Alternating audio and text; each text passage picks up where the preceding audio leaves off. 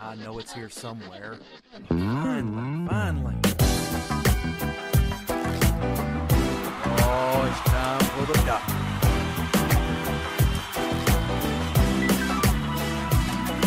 You're listening to Dr. Bill, the computer curmudgeon. Take it away, Doctor. Well, it's that time again, and the doctor is in. It's time for another Dr. Bill, the computer curmudgeon netcast. And boy, I always say that we've always got a lot of stuff, but this time we really do have a lot of stuff. We'll try to cram it all into one netcast. If nothing else, I may have to reach back here and get the old Equalizer. Ha ha! We'll just beat it into submission. Why do I do these things? I don't know. Spur of the moment. Anyway, so here's the thing. We've got so much to do this week. I've just got to jump in and get started. First of all, and primarily, I need to let you know that we are proud members of the Techpodcasts Network, Techpodcast.com. If it's tech, it's right here on Dr. Bill, the computer curmudgeon. And that leads me into the first thing I want to talk about, which is Techpodcast.com. There's some neat things happening on Techpodcast.com. One of the neatest of which is the collaboration that occurs between tech podcasters such as myself and others that are on the network that collaborate together and do all kinds of neat things. Now, let me tell you what happened. Jeffrey Powers, who's one of the tech podcasters on techpodcast.com, has a program that he just started. Now, he's had one for a while called Geekazine, and basically everything he does is under the umbrella of the Geekazine.com banner, if you will. But he's got a new one called OTT, Over the Top Television. And basically with OTT, he is talking about the Boxy Box and the Apple TV and the Roku box and all the different ways to get the new television. The new television being what I'm interested in, which is streaming video across the internet and direct to you. That's exactly what this netcast is. So it's just something I'm interested in. Plus, as you know, I've got a Roku box that I got for my birthday back in November of last year, and I have been just enjoying it. I tell you what, it has been so much fun to get into that Roku box and see what I can get through the Roku. And in that regard, that's when I found out that there are secret codes that you can plug into the Roku to get different channels that don't normally show up in the Roku channel store. I didn't know that. It was really cool to find it out. Well, anyway, when I found it out, I blogged about it on the blog, which, of course, is drbill.cc, CC for computer curmudgeon, drbill.cc. You can go check it out there.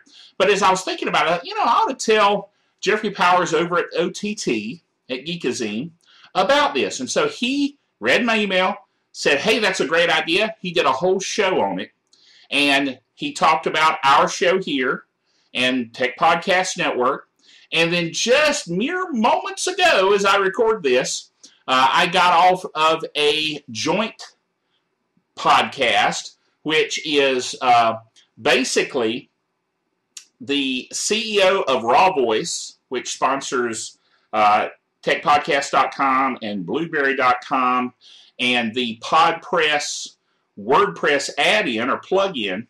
I was able to be on the show that he has, his morning show. All right, so that's Todd. Todd's got this great morning show that he does now. You got to remember, his morning is in Hawaii, okay?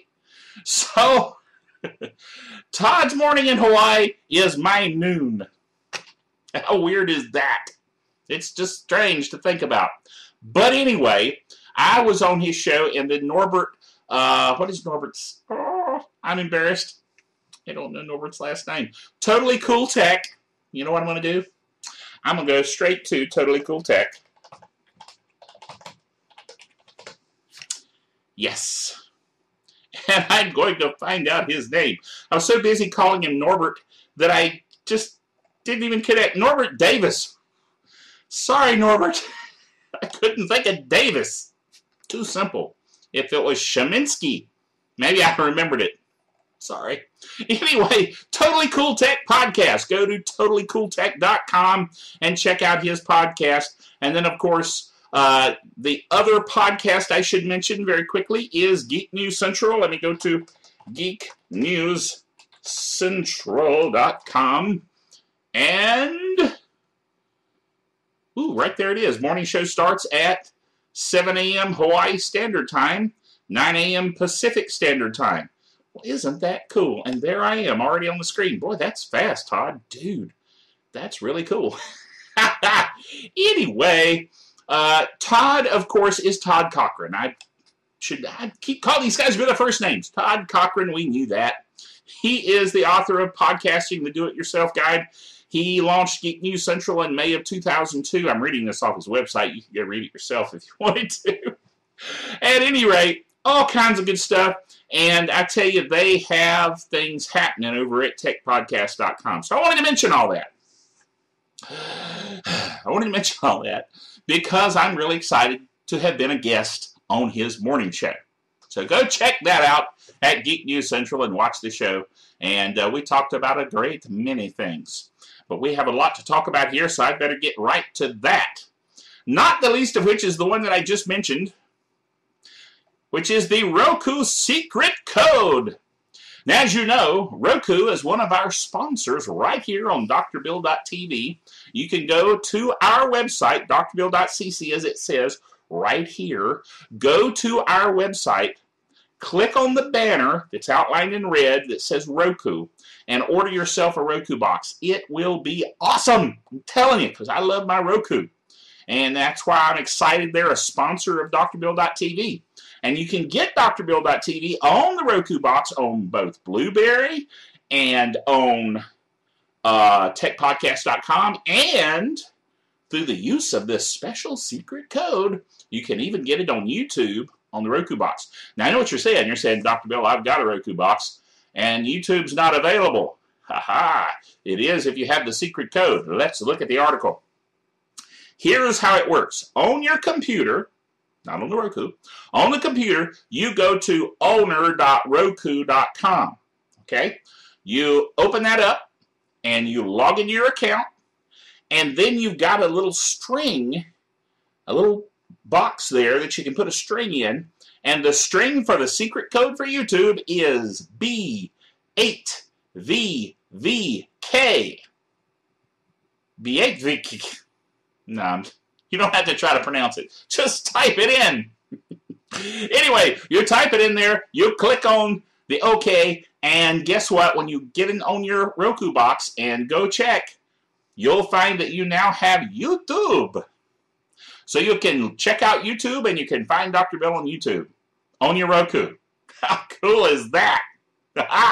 So, secret codes. And there's a whole lot more. There's a link here in the end of the article here, the Roku Box secret code. Go to the very end of the article on drbill.cc and you'll find a link to the Roku channel database where you can find more secret codes to more unique channels.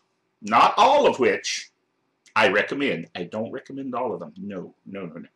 There's some stuff on there you just don't want to get, okay? But there's some good stuff too. So be selective. That's what life is about, is choice, okay? Anyway, scientists build the first antilaser. Is that like antimatter? Anyway, they built an antilaser. It can cancel out a laser beam.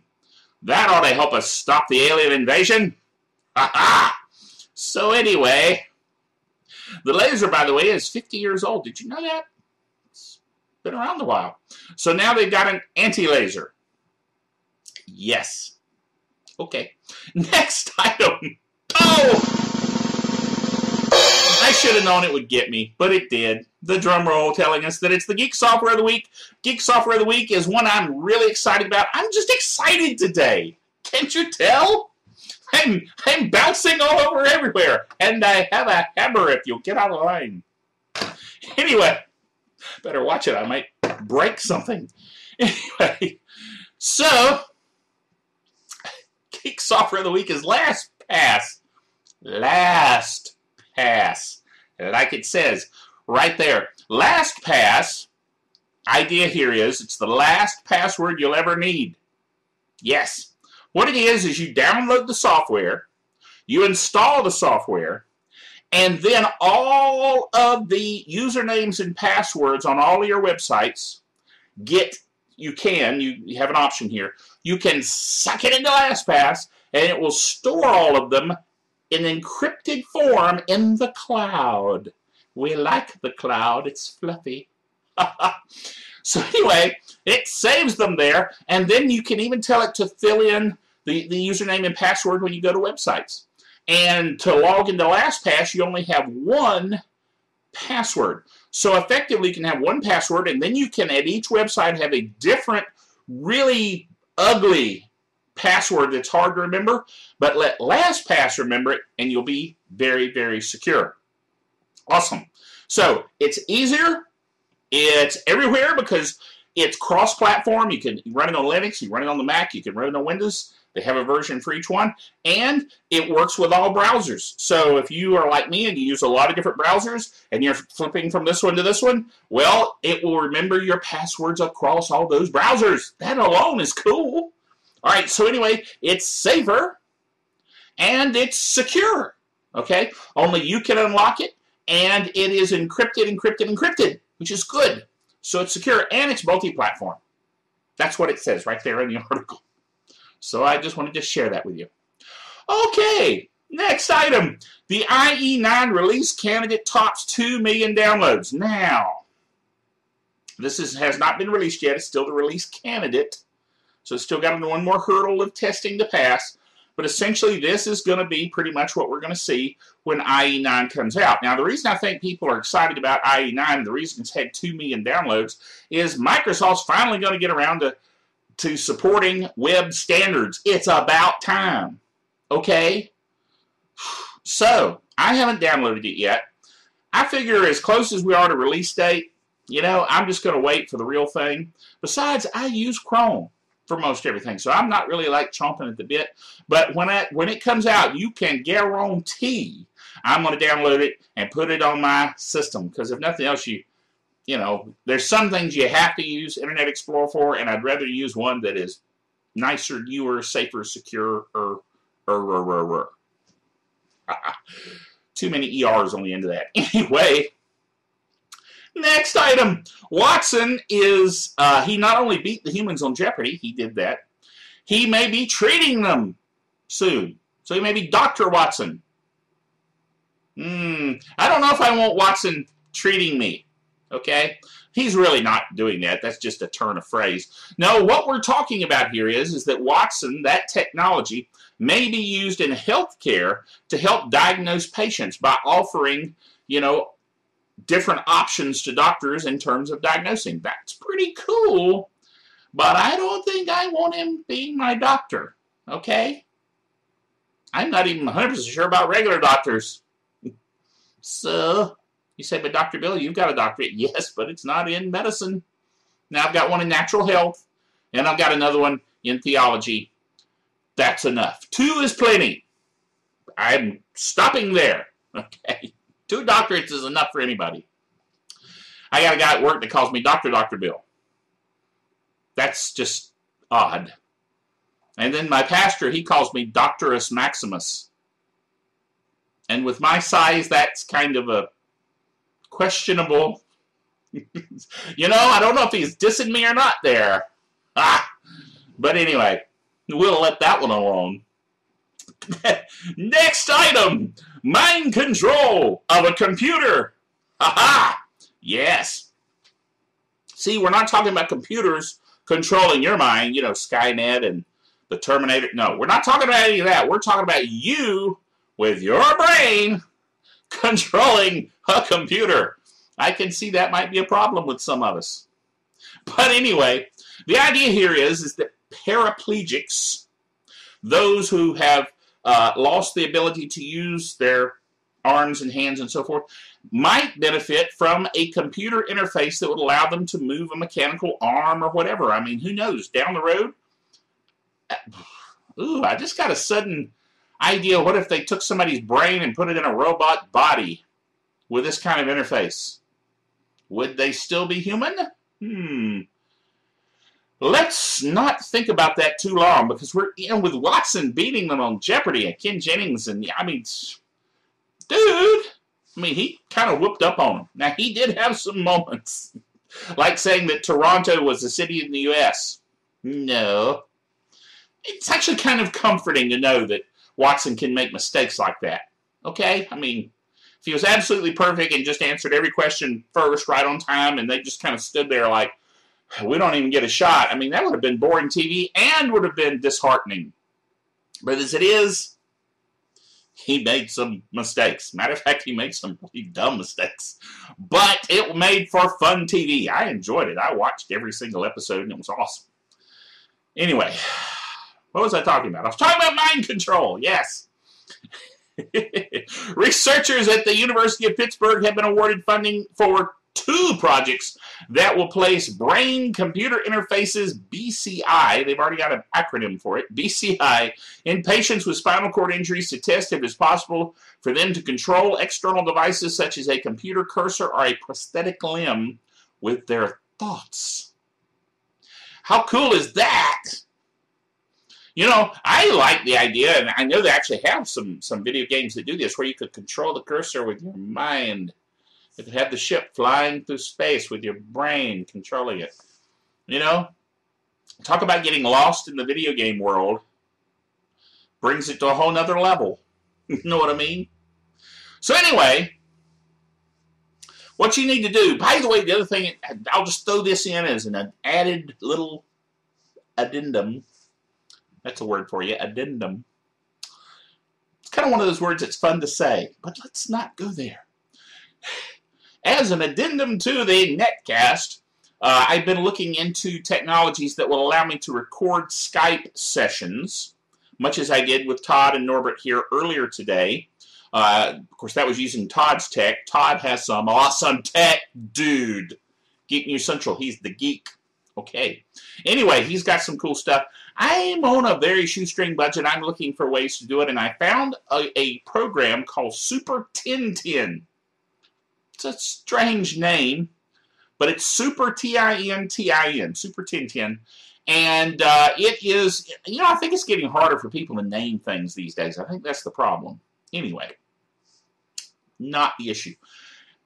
Try that software if you need to record Skype, particularly video Skype sessions. Now, I'm playing with it.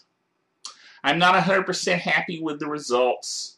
Matter of fact, let me just show you a brief clip. Within someone else's infrastructure. And whether or not that infrastructure is world-class or whether or not it's not, you have to basically jump to their bandwagon whenever they say change something. It's I think the problem mainly here is the sound is fine, and the fact that it recorded 2 screens, that's fine, but the resolution is such. I'm shooting this at 720p resolution, okay?